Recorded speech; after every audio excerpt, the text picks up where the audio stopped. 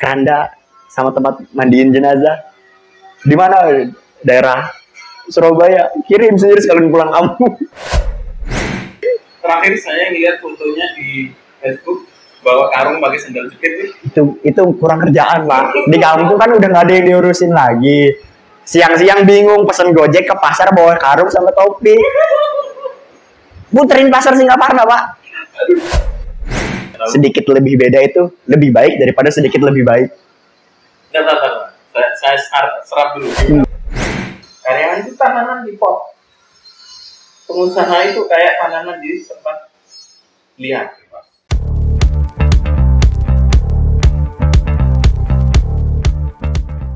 Assalamualaikum warahmatullahi wabarakatuh. Waalaikumsalam. Salam sejahtera untuk kita semua.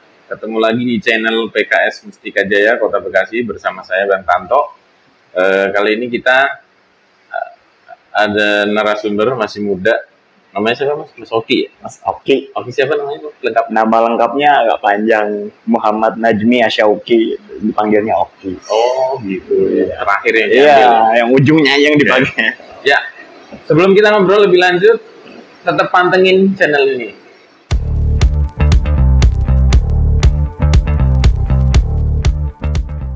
Jadi teman-teman Bro and Sis, kita saat ini ada di sebuah pabrik. Saya bilang pabrik karena udah lumayan besar. Dan Mas Oki ini sekarang di usia yang relatif muda. Sekarang ini sebagai pimpinan di pabrik ini. Kalau nggak salah juga bisa juga disebut sebagai owner ya. Anaknya owner. Iya. Ya generasi penerus dari pendirinya lah. Ya, pendirinya bapaknya. Nah, oke. Kita ini sekarang ada di pabrik yang dulunya itu produknya Menyeramkan. keranda jenazah. Ya, Benar ya? betul. Keranda jenazah. Dan itu juga yang membuat perusahaan ini naik ya? Ya, itu Produk awalnya itu ya? betul. Itu apa? Itu ya kita pertama lah. Oke. Produk pertama kita. Nah, ini kita sekarang ini sebenarnya ada di sebuah pabrik dengan luas area 1.400-an meter persegi. Dengan jumlah karyawan berapa? Sekarang ada 24. Sekarang ya 24 orang karyawan. Oke, mungkin saya pengen tahu dulu. Pasti ini dulu kan namanya perusahaan juga berdirinya mungkin start from zero ya. Iya. Boleh diceritain mulai dari ayah dulu. Dulu kan waktu ayah memulai ini usaha, pas Mas Oki umur berapa? Tahun 2010 saya usia berapa ya? 2010. 12 tahun kira-kira. Kelas berapa ya? Saya kelas 6 SD pun Abi udah mulai. Udah mulai. Tapi nggak dari situ, dari studio foto dulu. Mulai Ya, studio foto. dari studio foto dulu. Awalnya studio foto, dan situ udah terlibat. Jadi pulang sekolah dari kelas 4 SD itu pulang sekolah jam 12 itu ke studio. Ke studio. Itu disuruh apa? Disuruh duduk. Apa? Disuruh duduk. Ngawasi. Dah, setiap hari begitu sampai kan namanya anak kecil ya. Rasa penasaran tinggi, akhirnya minta ajarin. Enggak sama Abi, sama yang jaga. Jana waktu itu udah punya karyawan satu yang diamanahi buat jaga, minta ajarin cara editing. Belajar lah edit. Jadi akhirnya collab. Jadi bantu. Jadi karyawannya Abi yang foto, langsung file masuk ke komputer, saya yang editing. Jadi malah collab itu terus sampai kelas 6 SD. Lagi zamannya cetak foto kan tuh ya. Jadi SD itu udah dibilang kerja gitu, edit Udah foto. dibilang kerja, edit foto. Itu yang sehari-harinya ya. Belum lagi yang musimannya, Pak. Kan biasanya ada anak SD, SMP, SMA foto wisuda. Foto untuk rapot dan sebagainya, itu ngerjain juga. Waktu itu Abi udah keluar kerja belum? Udah keluar. Keluarnya sebenarnya udah lama, tapi bisnis pertama yang benar-benar fokus tanpa bukan sampingan ya.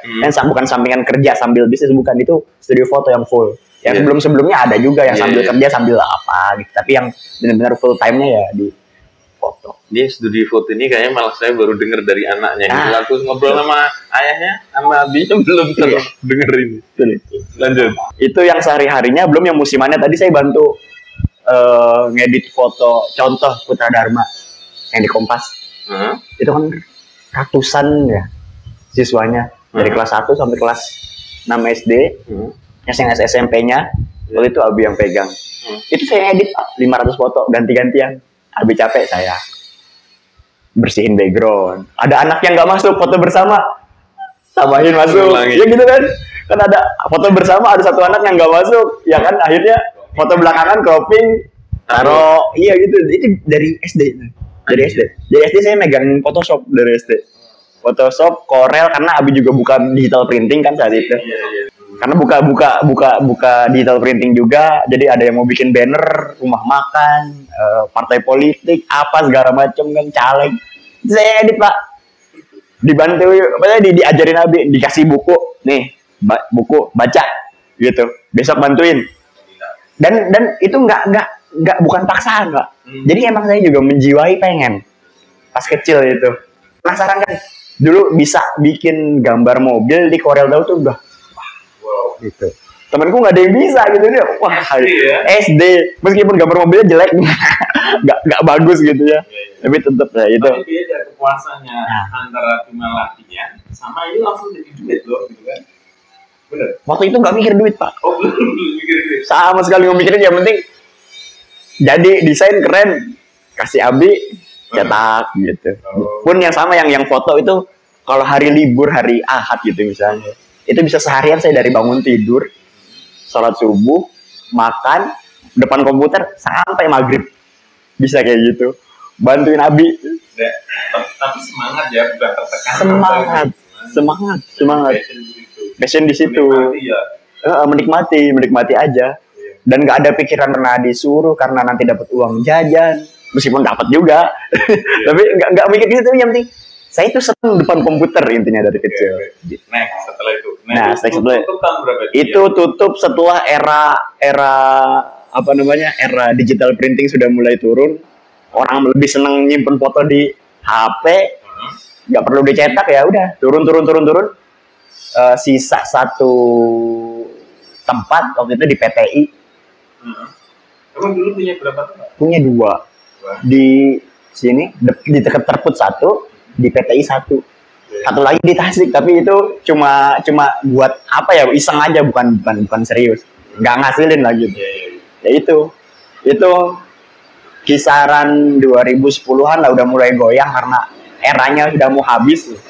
Baru Abi coba karena emang basicnya di engineering, biasa megang yang seperti itulah, coba bikin alat insinerator pembakar sampah.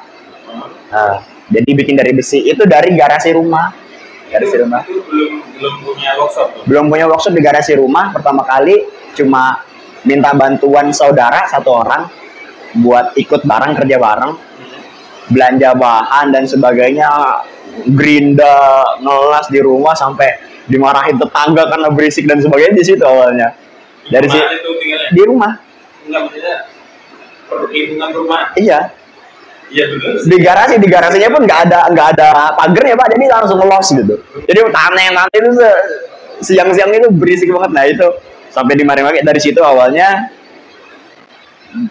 dapat uang, dari situ ngeberaniin diri buat nyewa ruko 1. Itu juga nggak langsung keranda Pak. Awalnya ya kayak bengkel las biasa, bikin pagar, railing dan sebagainya. Tapi suatu saat ada pesanan dari masjid, minta bikinin keranda, ya dibikinin 1 gitu. Sambil nyetok 1, ditaruh di pinggir jalan. Ada yang lewat, ada yang tanya-tanya, laku. Bikin 2, ada yang lewat, tanya-tanya, laku. Keluar habis. Jadi loh, kok asikan bikin keranda ya? Barangnya nggak perlu kan, kalau bikin pagar, railing dan sebagainya kan kanopi harus ngukur, ya custom kan, ribetnya kan jenis, satu ukuran, satu ukuran. bisa di apa ya, bikin komponen-komponen gitu ya. Bisa dibikin komponen-komponen ya gitu. Habis itu pas ada permintaan langsung angka ya. Pas ada permintaan, bahkan waktu itu udah nyetok satu, tapi untuk pajangan laku. Loh, ini untuk pajangan kok laku terus gitu. Habis itu penasaran mungkin ya, karena emang dari dulu Abi emang udah megang komputer, emang ngerti komputer. Tahun 2010 2011 kan belum booming ya namanya website gitu. Tokopedia aja nggak ada kedengeran, tapi Bukalapak dan sebagainya. Mungkin sudah lahir ya Bukalapak, tapi enggak. Toko bagus dulu. Jadi di foto Blogspot termasuk Pak. Blogspot toko bagus, foto taruh di toko bagus. Banyak yang telepon ya waktu ya. Belum WA, belum terlalu ini kan, telepon, SMS minta dikirim, masih daerah-daerah Bekasi, Jakarta gitulah. Dan sebulan pun nggak belum 10 belum. Paling seminggu satu kan lumayan Pak zaman itu. Keranda harga 3.500, seminggu laku satu kan. Dan dengan kondisi belum ada karyawan, masih dikerjain sendiri. Enggak, sudah ada karyawan satu orang, dua orang kalau nggak salah waktu itu. Sepekan satu. Nah terus ada kebijakan baru dari toko bagus, setelah posting ada jangka waktunya hilang, sama kayak OLX sekarang kan ya, posting berapa hari hilang. Iya, terus wajib top up juga. Jadi waktu itu belum top up sih sistemnya. Waktu itu sistemnya masih foto temporary lah, kayak cuma 3 hari, seminggu atau 1 bulan itu hilang. Iya, harus perbarui terus, males. Akhirnya saya waktu itu masih menikmati aja iklan toko bagus di TV, tapi belum ikut main. Belum ikut main.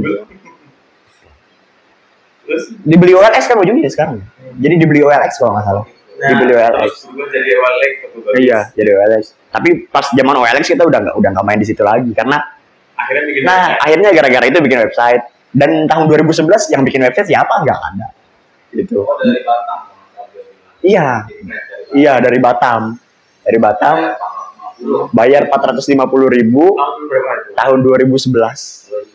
2011 belum booming lah, internet marketing itu belum terlalu booming. Saya juga punya domain pertama kali tahun 2014. Iya berarti kita semangat. Ya aku belum ngerti aja. 2011 itu karena udah, kalau nggak salah udah di pondok deh. Jadi ilmu yang terakhir tuh yang Abi itu turun dari Abi ke saya, Photoshop, Corel, yang website seputus. Itu Abi sendiri yang ngerjain. Tapi saya hafal betul lah ceritanya Abi itu dari bikin website itu 2011, belajar soal SEO waktu itu.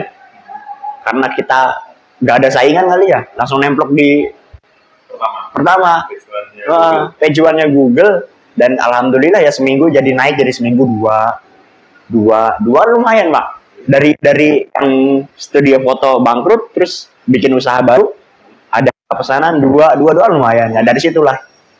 Itu harga berapa satu set? Mas, 3.500.000. 3,5 juta. Iya, 3,5 juta. Tahun 2011.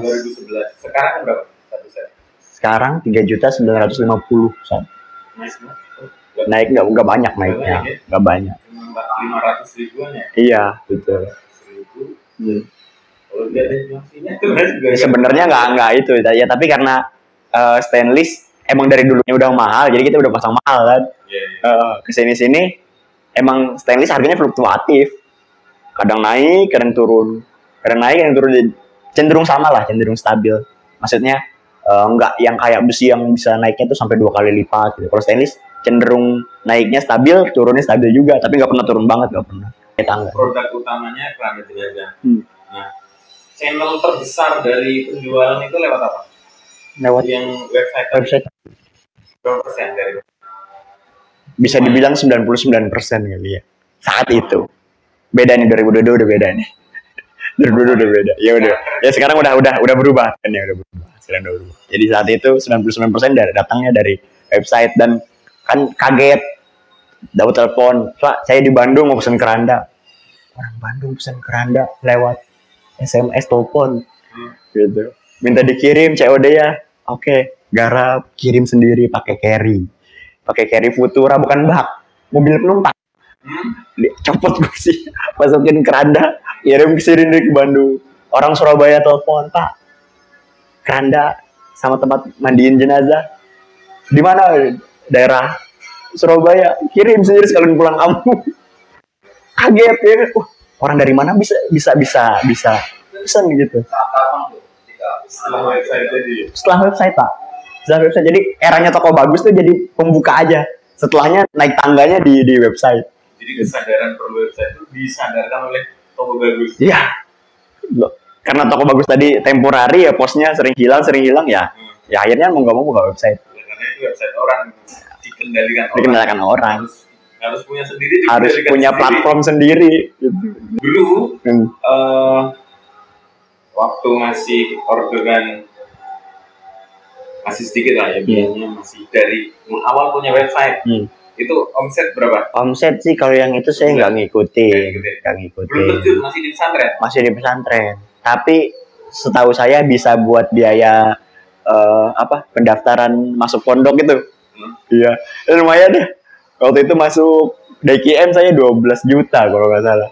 Jadi bisa ada uangnya gitu. Itu mungkin ya. Kalau nggak salah itu juga mepet kalau nggak salah dari tanggal deadline pembayaran itu masih uang nggak ada, tiba-tiba ada yang beli 2 set kan keranda 3.500.000, pemanen 3.500.000, 1 set tuh 7 juta, 14 nutup, alhamdulillah gitu. bisa sekolah itu dulu yang saya ingat.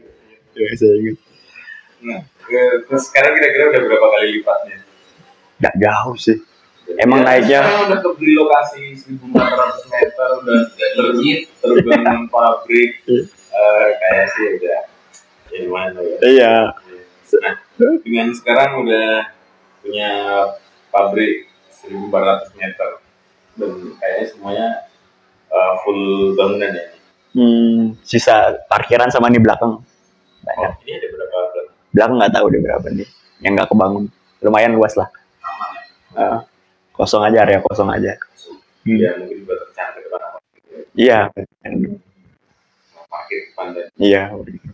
Ya, sekarang masalahnya apa, Mas? Sekarang lagi posisi stagnan, naik atau turun? Atau sedang punya masalah apa gitu? Tahun ini sih lagi turun dikit tapi menurut kita itu bukan masalah karena ya tadi kita di setiap tahun emang ada masalahnya dan alhamdulillah setiap tahun kita bisa tackle gitu masalahnya. Ya tinggal kita lagi mikir caranya biar bisa tackle masalah ini gimana gitu. Kita nggak yang berlepas diri, nggak yang tapi tetap. Oh iya tadi kan produk line up-nya kan di keranda. Sampai sekarang masih? Sekarang masih keranda. Tapi memang sudah tidak sebanyak tahun-tahun. Kita peaknya keranda itu lagi benar-benar lagi naiknya itu 2018-19. Sebulan bisa berapa set? Sebulan keranda aja bisa 30 unit. Sebulan 30 unit? Iya, keranda tok ya, belum pemandian. Pemandian itu sebulan bisa 60 unitan. Sebulan 60 unit. Itu dengan kita tim seadanya, marketing cuma ada dulu 1 sama saya berdua gitu. Ya sih itu. Bisa sampai segitu terus sampai 60 unitan untuk pemandian, kerandanya 30. Oh, kalau per bulan. Sama pemandian itu berapa harganya? Kalau 1 set kan dulu 7 jutaan. Sekarang 8 juta kurang 50.000. Dan itu bisa 60 set. 60 set pemandian, beda sih. Beda. Iya, jadi keranda emang selalu lebih sedikit daripada tempat pemandian karena baru kali ya. Dulu kan emang keranda dari dulu udah ada ya? Ya cuma berat-berat. Lebih sih tempat pemandian yang nggak ada dulu kan di pangku. Mandiin orang tua dulu itu di pangku. Pakai bale kayu, apa pakai gerbong pisang, apa aja. Nah bisa dihitung lah ya. Iya. Kuantitas segitu harga segitu. Iya, segitu. Yang lain. Belum yang lain. Nah sekarang apa produk yang laku setelah katanya keranda udah turun? Keranda turun ya siklus produk lah Pak ya. Iya. Siklus produk ada yang naik, ada yang turun. Sekarang podium. Iya, podium buat ya buat ceramah. Bahannya campuran stainless dan kayu. Jadi kita main dua sekarang, series dan kayu. Customernya siapa?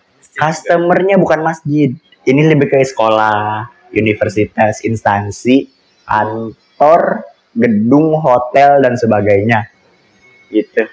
Modelnya ada beberapa juga. Maksudnya kan namanya podium itu pasti apa ya? Desainnya bisa jadi unik, custom juga sesuai dengan customer, dengan logo apa gitu. Betul.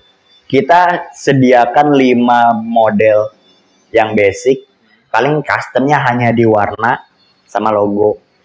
Selebihnya kita nggak kita kasih ruang karena kita ngejar masnya. Kita emang senengnya dari dulu emang senengnya produknya yang massal biar nggak pusing, Pak.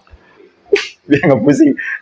Customnya hanya di logo warna. Iya. Jadi emang model 5 emang bisa disebut di sini fabrikasi produk massal lah.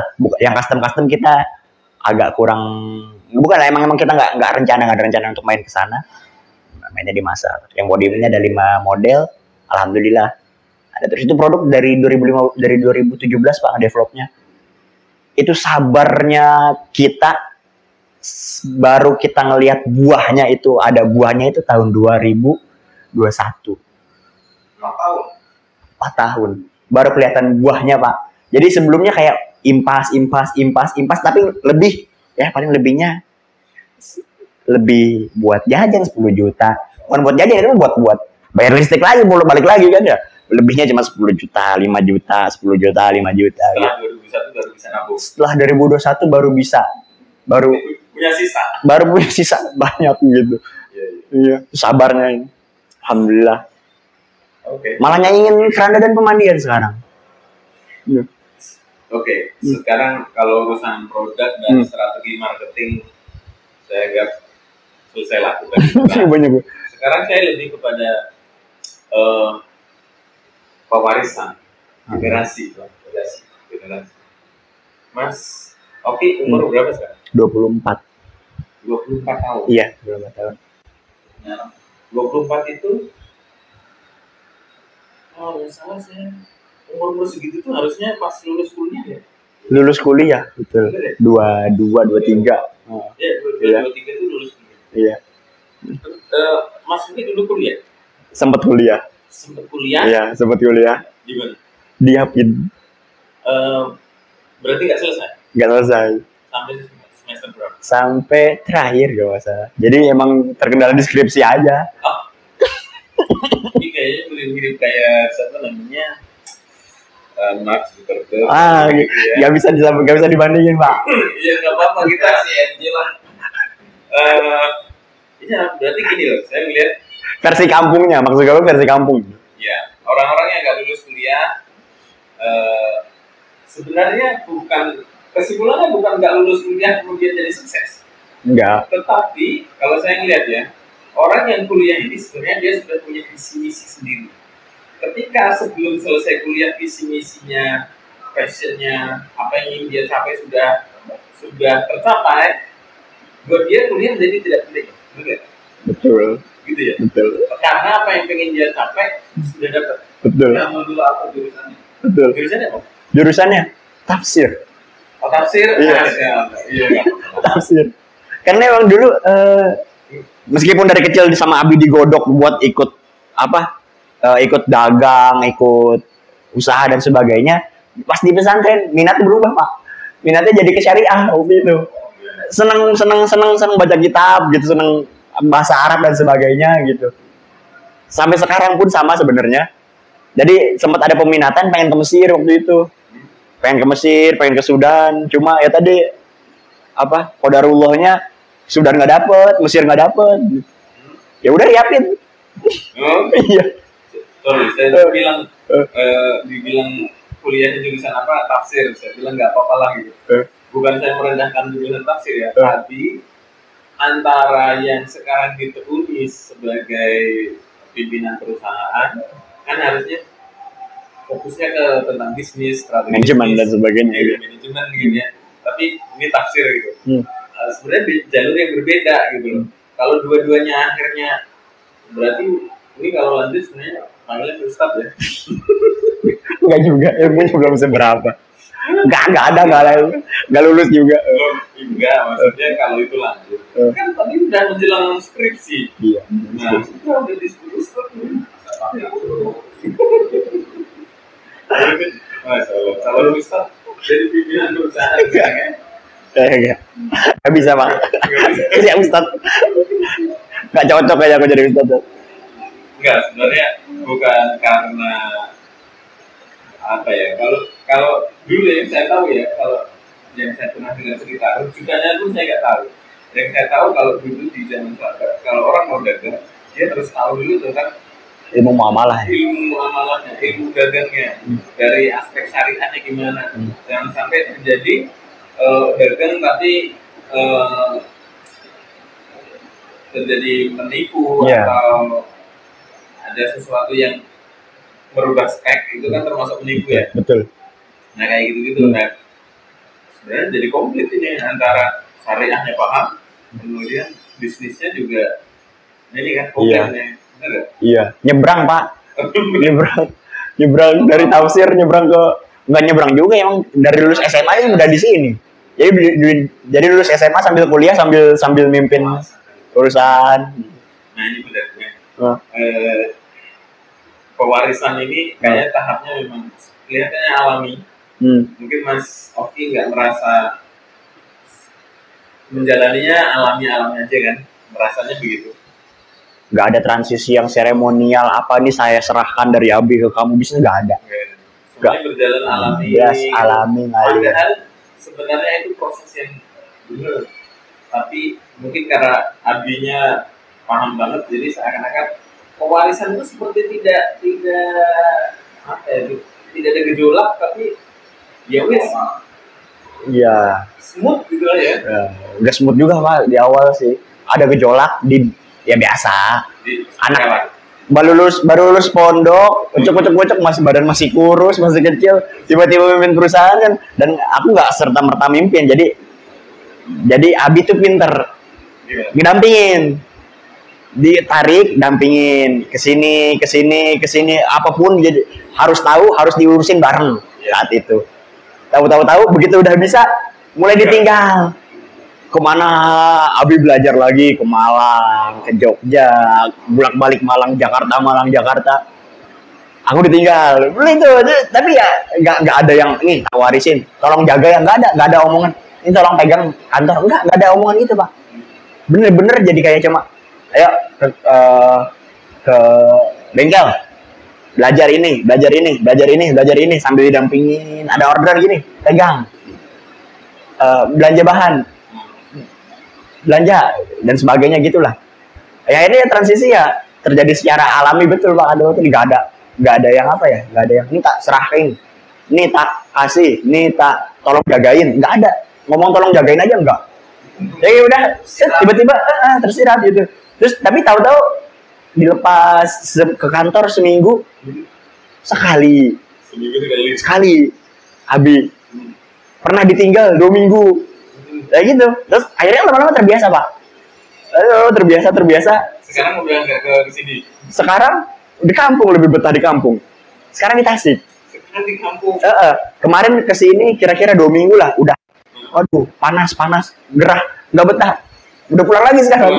Iya. Sekarang udah full. Kayaknya kesininya sebulan sekali. Terakhir saya lihat fotonya di Facebook bawa karung pakai sandal jepit. Itu kurang kerjaan, Pak. Di kampung kan udah nggak ada yang diurusin lagi. Siang-siang bingung pesen Gojek ke pasar bawa karung sama topi. Muterin pasar Singaparna, Pak. Aduh, itu pencitraan buat orang-orang. Dulu kan ini gerobak apa? Bang nanti foto Cilok ada. Roti ada. Soal manajemen sering diajarin justru teknis di lapangan. Iya. Kalau manajemen nggak pernah diajarin. Kalau manajemen Abi itu cuma bilang kalau ada masalah bikin formnya. Itu kata kunci 1. Dah, itu aja. Ya. Jadi gini teman-teman Broensis, kita itu saya ngontek Mas Oki ini sebenarnya udah 4 bulan yang lalu. Agustus kalau nggak salah. September. September. Saya ngecek di WhatsApp di story September, Oktober, November, Desember. Nah, kita ketemu Januari. 5 bulan. Waktu itu saya tanya, bisa nggak dari narasumber podcast yang muda usaha gitu kan? Oke, ternyata waktu itu Pak tunggu 4 bulan lagi. 4 bulan, bener kan 4 bulan setelah saya kontak. Katanya ada sesuatu yang sedang di uji coba dan sekarang udah keluar hasilnya. Sudah. Ini terkait apa ini? Technical, manajemen, atau strategi bisnis?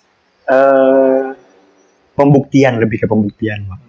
Pembuktian. Jadi ketika dulu perusahaan ini cuma jual keranda dan pemandian, kita kan udah kita nggak bisa bertahan kalau keranda pemandian terus. Ayo bikin yang lain yuk, gitu. Abi berdua lah. Oke, ada podium bikin. Kan ketika kita bikin produk banyak fundamental yang harus dikelarin dulu kan ya. Bukan di fundamental di produk dong, tapi fundamental di diri sendiri juga, gitu. Sampai akhirnya podium itu setelah 4 tahun baru ada buahnya dan sebagainya, itu kan termasuk kita beresin dulu yang ada di diri kita, baru diterapin ke produk, baru kita coba jual gitu. Jadi seperti pembuktian. Jadi dulu kita coba di podium, alhamdulillah meskipun 4 tahun baru dapat buahnya, tapi ketemu, oh berarti kalau mau bikin produk begini, ini hasilnya gitu. Selesai. Ketemu COVID, siklus, ketemu COVID.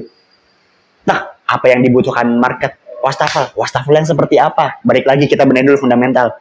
Gimana caranya produk kita biar laku gitu.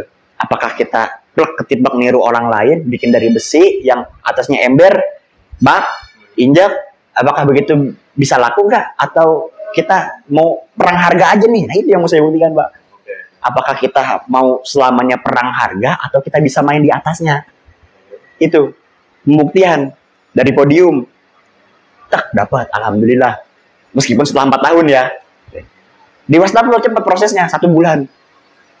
1 bulan. Enggak 1 bulan. Kayaknya 2 minggu deh. 2 minggu kita develop produknya sih nggak 2 minggu, sebulan.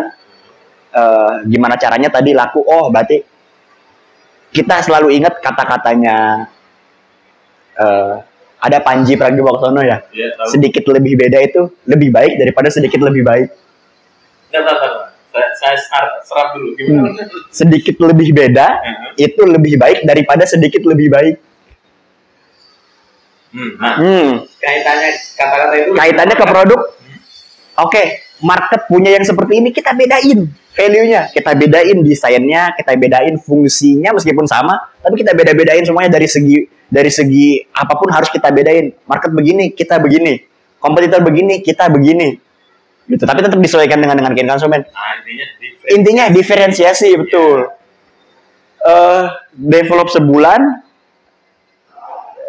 jadi produknya oke, fit. Foto, masukin marketplace, modal 500.000, COVID lagi jatuh-jatuhnya, banyak yang pokoknya kita sering liburnya lah gara-gara ada yang kena COVID dan sebagainya, cash flow udah seret, Pak. Itu launching 500.000 jadi 10 juta dalam waktu seminggu, dari 500.000 iklan, Pak. Itu laku 10 unit saat itu. Itu karena sedikit beda. Oke, berhasil lagi nih, berarti sedikit lebih beda, lebih baik daripada sedikit lebih baik. Terus kita coba lagi di ini yang kemarin saya coba terakhir. Saya bikin produk yang kompetitor jual harga 800.000. Ini saya jual 2 kali lipatnya di 1.700.000, 1.900.000-an. Dalam waktu 2 minggu laku 12 unit. Sebentar. Ya. Berarti ini tadi yang mau dibuktikan. Betul, yang mau saya buktikan. Ini adalah strategi bisnis. Strategi bisnis, betul. Terus tadi mau ke siklus antara nangkep peluang, merencanakan produk, sampai ke ditawarkan, sampai menjadikan hasil. Tadi berapa? 4 bulan?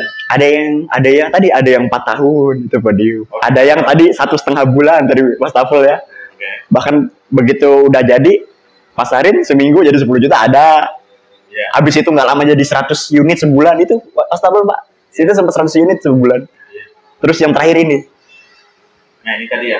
Itu berarti ini produk kompetitor, Betul. harganya 800.000, dijual 2 kali lipat. Dengan edit value-nya apa? Tambahannya apa?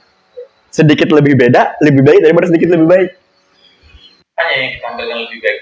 Fungsi atau tampilan? Tampilan. Tampilan. Kita di tampilan. Fitur karena kita barang yang bukan yang kayak HP dan sebagainya, fitur nggak terlalu ini. Produknya rak mobil. Rak mobil. Rak yang di atas. Iya, rak udah Roof rack. iya, roof rack gitu. Roof rack. Jadi kita bedakan yang ada di pasaran begini, modelnya begini, dengan bahan ini, dengan finishing ini, dijual 800.000. Kita bedakan semuanya, di develop matang-matang, dijual 2 kali lipat. Dan udah. Sebenarnya itu strategi amati tiru modifikasi itu ya. Amati tiru modifikasi, betul. Dimodifikasinya kita tebelin deh. Iya. ATM. Iya, ATM. Amati tiru Modifikasi. Cuma dimodifikasinya ini harus matang.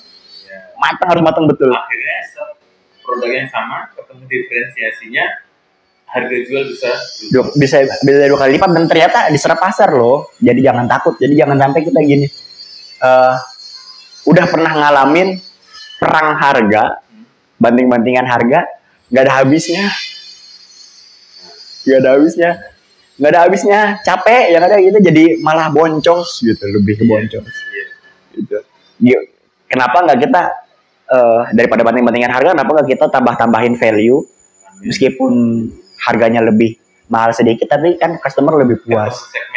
Ketemu segmen yang sedikit di atas tapi lebih puas. Gitu. Itu lebih tenang di hati, Pak. Betul. Gitu. Itu yang mau saya buktikan, dan alhamdulillah udah 3 kali percobaan kita berhasil. Meskipun kita 3 itu tadi podium, podium di Wastafel, yang terakhir ini roof rack. Dan kita ada juga yang kita coba percobaan di produk yang sedikit lebih baik, bukan sedikit lebih beda. Contoh, kita bikin troli barang. Nggak boom. Ada penjualan sebulan. Ya, paling trolinya dipakai di mana? Troli barang. Dipakai di pabrik-pabrik, di gudang. Itu tempat usaha lah. Ada troli-troli yang dorong ya. Tapi kita bikin dari stainless. Cuma sedikit lebih baik aja kan, dari yang tadinya besi ke stainless, meskipun sudah ada pemainnya juga. Tapi kita bikin gimana cara lebih baik, lebih kokoh, sistemnya lebih mudah gitu. Ya paling tapi nggak banyak perubahannya, jadi cuma sedikit lebih baik aja. Ya penjualannya nggak boom. Ya palingnya tadi sebulan 5, 10 yang nggak inilah. Tapi jalan ya ada tambahan ini lumayan lah. Pembatas saf juga sama, kita ketiplek lah, nggak sedikit lebih beda. Ada sih alhamdulillah, tapi ya sekedar ada aja. Sebenarnya insting ke pembuktian strategi ini tadi lebih ke hasil pemikiran sendiri, atau memang dulu Abi ngajarin begitu, terus sekarang saya pengen membuktikan ke produk yang baru begitu? Gimana? Campuran, Pak. Inspirasi dari Abi. Pengen pembuktian sendiri. Pembuktiannya udah dari 2020 sebenarnya yang Wastafel itu. Kayak klik gitu. Ya itu, dari situ. Udah kayaknya sih, insya Allah mudah-mudahan ini bisa makin besar. Amin. Mungkin yang kepikir sekarang sebagai pimpinan perusahaan sekarang ya, kan karyawan mungkin tinggal aktivitas gitu. Sekarang kayaknya mikir apa yang bisa dikembangkan gitu. Betul. Apa ide ke depannya lagi yang ingin dibuat? Goalnya ya, goal kita produk ini udah banyak banget, Pak. Mungkin 40 ada kali ya. Rencananya kita mungkin bakal percobaan produk lain, dan nambah produk baru yang nanti mana nih yang diserap sama pasar, mungkin kira-kira 3-10. 3 sampai 10. Dan itu prosesnya mungkin setahun ini mungkin cuma 2 atau 3 lah. Jadi, tapi beberapa tahun mungkin akan nambah terus. Itu ke depannya sama kita najemin lagi produk-produk yang sudah ada ini, kita tajamin lagi dari segi produknya sendiri, dari segi diri sendirinya juga, masing-masing semua nih anak-anak yang ngerjakan supaya kualitasnya bagus, supaya benar pengerjaannya, supaya cepat gimana, dan juga dari segi pemasaran. Jadi gimana caranya ini semua produk tuh naik bersamaan. Kan sekarang kan jomplang ya, ada yang penjualan segini, ada yang jualan segini, ada yang penjualan segini, ada yang segini gitu. Jadi 40 produk gak bareng. Jadi gimana cara kita sama-sama naikin bareng-bareng gitu. Itu yang saya target itu. Dan mungkin tahun ini temanya kita mau banyak invest di mesin. Nah, gitu paling. Berarti Efisiensi di proses pengerjaan, karena ngaca dari laporan keuangan tahun lalu biaya proses tinggi banget, tinggi. Mau dikurangi itu aja. Itu dengan adanya mesin berharap kita ada pengurangan di situ. Ini kalau dulu saya pernah belajar Kaizen dia, namanya continuous improvement. Udah belajar juga ya? Udah belajar. Belajar sendiri apa dari kuliah? Belajar sendiri, beli bukunya. Belajar buku sendiri. Iya. Toyota Way ya kalau nggak salah ya. Ya, Toyota Way, baca 2 buku. Baca sendiri, terus diaplikasikan sendiri. Baca sendiri, diaplikasikan sendiri. Nggak ada guru? Nggak guru. Kalau yang coach yang bener-bener nemenin ya nggak ada. Ya paling saya gonta-ganti. Ada kelas di mana ikut gitu aja. Tapi udah setahunan vakum nih. Tapi bahas tentang perbaikan itu. Selalu di mana bahas perbaikan. Dan setiap proses marketing juga perlu perbaikan kan. Semua. Mantap. Di usia yang masih 24, saya flashback saya. Walaupun saya sekarang sadar bahwa ini benar-benar sadarnya itu telat. Ya walaupun dulu saya setelah kuliah, saya bilang ke orang tua, Bu saya mau usaha. Waktu itu apa ya usahanya? Yang saya pikir waktu itu mau dagang ayam. Tapi ibu saya yang nggak boleh. Terus ibu saya, karena ibu saya malah kayak nangis gitu ya. Ibu udah capek-capek nyekolahin, tapi ibu itu mau dagang ayam gitu tuh, kita jadi nggak tega. Ya udah saya cari kerja, lamar. Masuk pegawai. Nah iya, setelah itu kita sadarnya setelah jadi karyawan itu akhirnya saya punya filosofi gini ya. Orang yang jadi karyawan itu seperti tanaman yang ditaruh di pot. Dia sejahtera, maksudnya kebutuhan cukup, air cukup, nutrisi makanannya cukup, tapi dia nggak susah. Segitu aja, sesuai dengan ukuran potnya. Ukuran potnya aja. Tapi kalau tanaman itu ditaruh di belakang rumah atau di mana, di hutan belantara, dia pas musim kering dia kekeringan, pas musim hujan dia banyak makanan, tapi dengan begitu dia menjadi tumbuh pohon besar. Nah mungkin filosofi saya seperti itu. Kalau saya ibaratkan karyawan itu tanaman di pot, pengusaha itu kayak tanaman di tempat liar, tapi dia bisa tumbuh besar. Yang di pot ini nggak akan besar. Bisa saya catat nggak tadi? Cakep banget. Jadi kuat lah, filosofinya kena banget.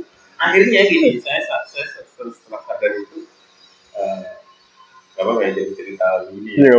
Akhirnya saya tahun 2014 yang tadi saya cerita punya domain website pertama kali. Itu sebenarnya saya merencanakan untuk saya masih kerja, tapi punya dua kaki lah, persiapan. Nah, sekarang saya sih udah benar-benar tidak kerja. Kerja masa tidak ikan. Tapi ya itulah perjalanannya berbeda. Saya mungkin Mas Oki bersyukurlah dulu. Saya tanya ke anak saya, Dek, kamu lahir di Bekasi. Kalau ayah dulu lahir di Jawa, kamu nanti pengen hidup di mana? Kan kalau ayah dulu dari Jawa ke merantau ke Bekasi. Enggak deh, aku nanti mau beli rumah di kayak di Gria Wisata gitu. Oh gitu, bagus.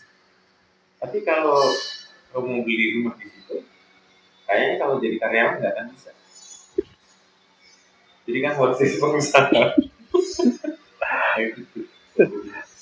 Bisa. Dalam jalanin perusahaan pasti kan ada masalah di manusia ya. menurut saya maksudnya ke human resources. Nah di situ kan pasti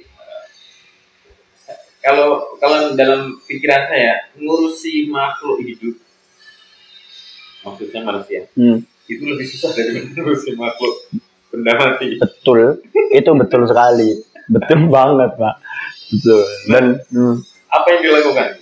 Kalau ngurusi benda mati itu, tinggal ditata, nggak akan protes. Nggak akan protes. Nah sekarang Mas Oki mungkin timnya, karyawannya secara usia jauh di atas.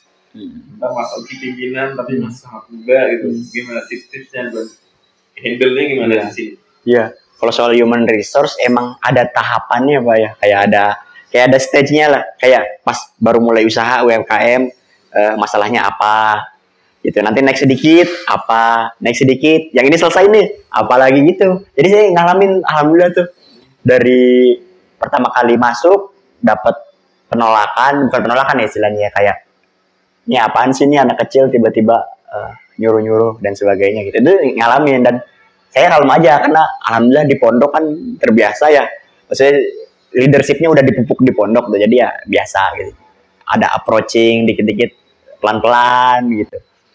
Masalahnya ya kalau di human resource sampai nanti perusahaan ini punya 100.000 karyawan pun tetap akan ada gitu, tetap akan ada masalah. Tapi yang gimana caranya kita setiap masalah itu kita bisa selesaikan dengan baik gitu.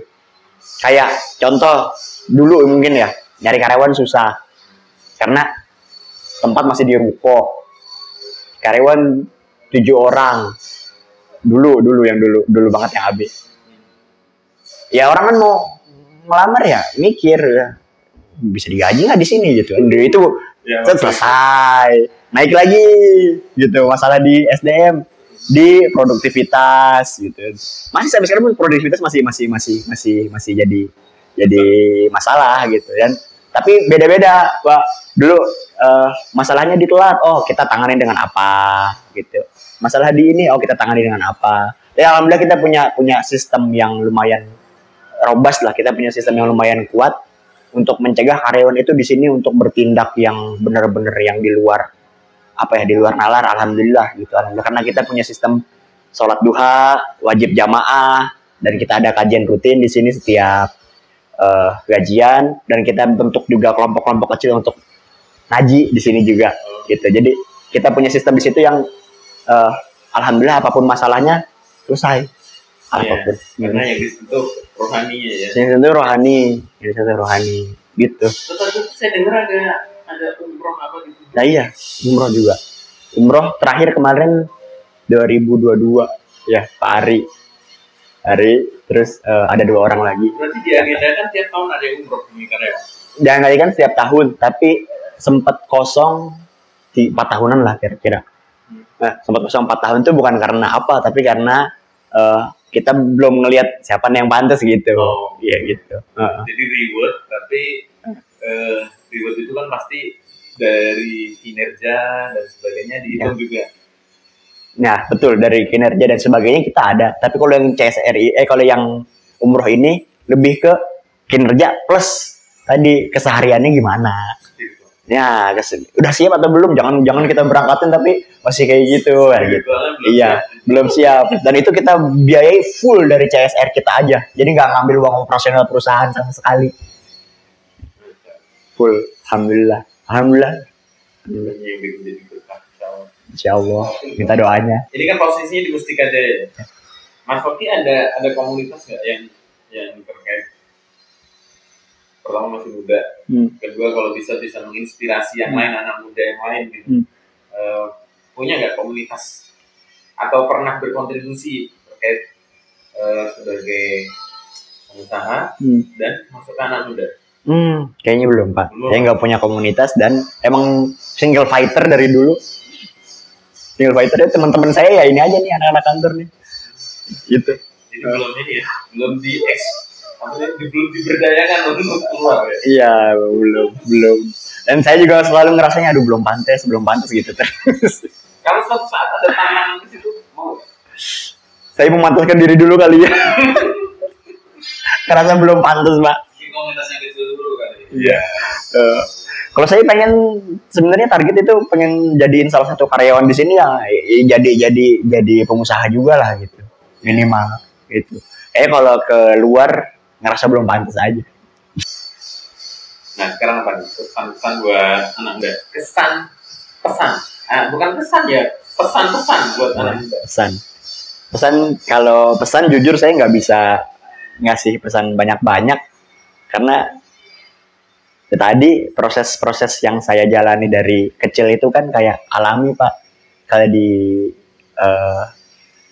bukunya Jim Collins Good to Great, pernah baca nggak? Ada bukunya Jim Collins Good to Great itu bagus banget Pak. Jujur saya tuh baca buku itu jarang, tapi saya hanya nangkep yang the best quote untuk saya. Saya seringnya begitu. Kayaknya kalau buat baca buku setebel itu tuh kayak makanya nggak bisa baca gitu. Iya. Sorry, mungkin saya bukan tipe orang yang baca buku. Beda. Kalau ceritanya. Iya, kalau saya juga. Jadi di buku Good to Great itu Jim Collins bukan nyebut sih, dia yang bikin penelitian perusahaan-perusahaan yang melantai di bursa efeknya Amerika dibanding-bandingin Pak. Kayak kalau di sini mungkin Sosro sama apa ya kompetitornya Sosro? Ya sama-sama minuman langsung Fresti sama itu kali ya, teh botol sama Fresti kali ya, atau teh pucuk sama Sosro ya gitu-gitu. Fresti itu masih dari masih Sosro ya? Oh iya berarti. Nah teh pucuk Mayora kalau nggak salah ya. Nah itu ya, kompetitor. Nah jadi dibanding-bandingin Pak. Jadi ini Sosro dengan Mayora dibandingin, perusahaan apalagi dibanding-bandingin. Mungkin Indomobil sama Astra mungkin. Nah itu dibanding-bandingin. Jadi setelah diteliti dari beberapa banyak perusahaan itu, perusahaan-perusahaan yang nilai sahamnya melonjak dan kinerja keuangan dia bagus, rata-rata mereka nggak punya apa ya, nggak heboh, kalem. Dalam hal apapun nggak heboh, kalem, pelan-pelan. Yang penting dikerjain, nggak ada seremoni. Nggak expose, nggak itu. Jadi kayak pelan-pelan, nikmati prosesnya. Nggak ada. Kerja tapi tanpa suara. Tanpa pencitraan mungkin bisa dibilang nggak. Kalau saya bilang tanpa suara lah. Tanpa suara. Iya. Tanpa suara. Pesan saya buat anak muda mungkin itu Pak. Jadi kita kerja aja, nggak usah banyak. Perlu validasi dari luar, terutama dari media sosial dan sebagainya. Iya, ya kita bekerja dalam kesunyian saja. Yang berisik cukup sosmednya bisnis kita aja. Kitanya kalem-kalem aja. Yang penting kita kerja, gitu Pak. Karena berisik ketika pencapaian tertentu sudah terjadi. Nah, ya. Lebih baik itu. Karena energi itu habis ketika kita minta mencari validasi di luar. Belum kerja, kita udah minta validasi di luar, energi kita udah habis di luar. Seakan-akan kita udah nyampe ke sana padahal belum. Setuju. Gitu. Jadi itu yang bikin semangat, kadang-kadang semangat anak muda menggebu-gebu tiba-tiba dorong itu biasanya itu karena baru punya visi ini share gitu. Akhirnya seakan-akan diri ini kita udah nyampe padahal belum. Akhirnya semangatnya drop itu mungkin ya sama satu. Itu. Saya setuju begini. Contohnya gini. Mohon maaf ya terkait yang MLM.